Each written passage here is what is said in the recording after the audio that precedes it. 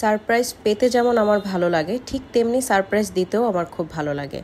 আজকে ছিল আমার দেবরের বার্থডে, তাই আমি দুপুর দিকেই হঠাৎ করে চিন্তা করলাম যে একটা ছোট করে একটা কেক নিয়ে ওই বাসায় চলে যাই। সো এই তো যেই কথা সেই কাজ, আমি আমাদের এখানে খিলগাঁও ল্যাভেন্ডার আছে, সেখান থেকে একটা কেক নিয়ে চলে যাচ্ছিলাম। এই দেখেন দুপুরে কি অবস্থা, রোদে একদম অস্থির, গরমে প্রচণ্ড গরম ছিল সেই দিন। যাই হোক, এই তো কেক নিয়ে চলে গেলাম ফ্যামিলির সবার সাথে কেক কাটার জন্য। তো এইখানে আমি একটু দুষ্টামি করে রেখেছিলাম, আর এইটা আমার যা বানিয়েছিল, কাস্টার্ড বানিয়েছিল, ফ্রুট কাস্টার্ড।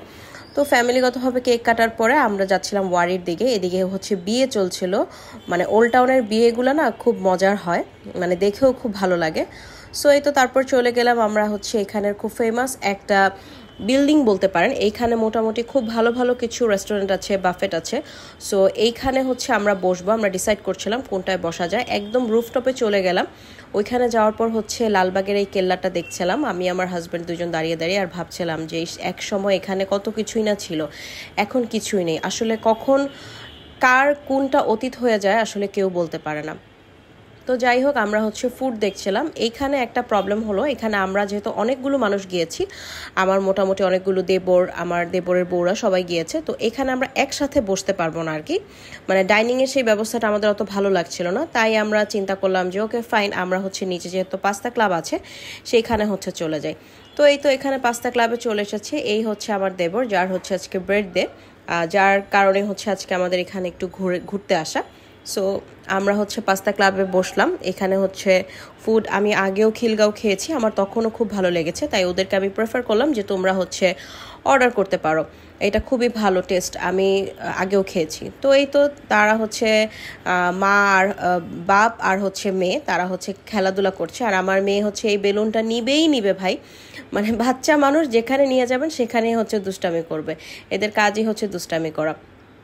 আর এইখানে আমার হাজব্যান্ড আর আমার আরেকটা দেব, ওরা খাবার নিয়ে দুষ্টামি করছিল।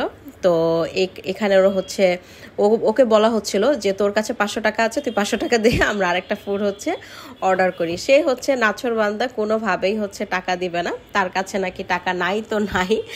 আমরা আসলে মজা করছিলাম। তো যাই হোক, এখানের ফুড কিন্তু মোটামুটি অ্যাভারেজ অনেক ভালো, এবং প্রাইসটাও কিন্তু রিজনেবলের মধ্যে আপনারা পেয়ে যাবেন। ঠিক আছে, রিজনেবলের মধ্যে যারা একটু পার্টি মানে পছন্দ করেন, যে সবাইকে নিয়ে একটু পার্টি একটা ভাইব নিয়ে আপনারা কোথাও বসবেন, তারা চাইলে কিন্তু পাস্তা ক্লাবে বসতে পারেন। আর এখানে ডেকোরেশনও কিন্তু খুব ভালো চলেছে। সো এই তো এখানে স্যুপ অর্ডার করা হয়েছে, এখানে থাই স্যুপ অর্ডার করেছিলাম, আমরা অন্থন অর্ডার করেছিলাম, এবং কোয়ান্টিটি ইজ রিয়েলি গুড। দেখতেই পাচ্ছেন এখানে ফ্রাইড রাইসের কোয়ান্টিটি কী পরিমাণে দিয়েছে।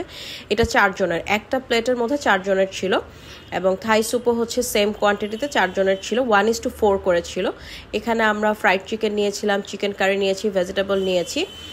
আর এটা আমার দেবরের বউ, ওইখানে আমার আরেক দেবরের বউ, ওই কর্নারে আমার আরেক দেবরের বউ, আমরা সবাই মিলে গিয়েছিলাম, আমার ননদও ছিল। এখানে আমার দেবরকে বলছে একটা ভিডিও নেওয়ার জন্য, এত জঘন্য ভিডিও নিছে, মানে বলার বাইরে। এই ভিডিওতে কাউকে আর ফোকাসই হচ্ছে না। তো এই তো বের হওয়ার পরে আমার হাজব্যান্ড ইচ্ছা মতন এখানে পারাচ্ছে, এটা ঠিকই আছে। সো এই তো আজকের মতো আমাদের ঘোরাঘুরি মোটামুটি শেষ। আমার ব্লগটা যাদের ভালো লাগে তারা অবশ্যই আমার পেজটাকে লাইক দিয়ে রাখবেন, ফলো দিয়ে রাখবেন, এবং আমার পেজে কিন্তু কন্টেন্ট চলছে, তার জন্য কিন্তু আরেকটা ভিডিও দেওয়াই আছে।